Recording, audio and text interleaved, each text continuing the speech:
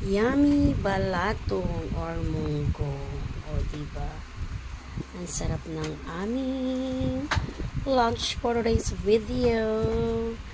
Yes, madali lang naman magluto mga mangos. Lahat tayo alam natin. Balatong.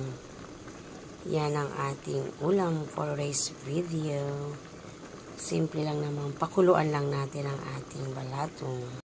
Ito yung sasahog natin sa balatong. Pamantikain natin konti. Tapos dito na tayo magigisa mamaya.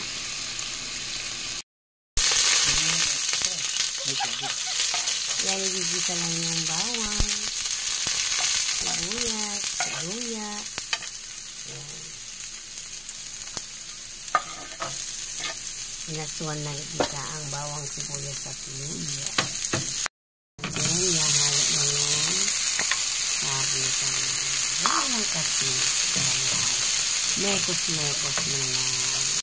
Ilalagay na dito sa naluto natin balato. O, diba? Napakasimple lang. Tama na yung lasa. Natimpla na natin ng paminta, asin, bechin, or patis. Yan, lagyan na natin yung alibabay. Yan. Imekos-mekos natin konti. May ilalagay pa akong alugbati. Yan.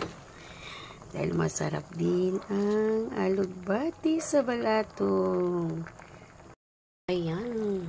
Luto na ang ating balatong.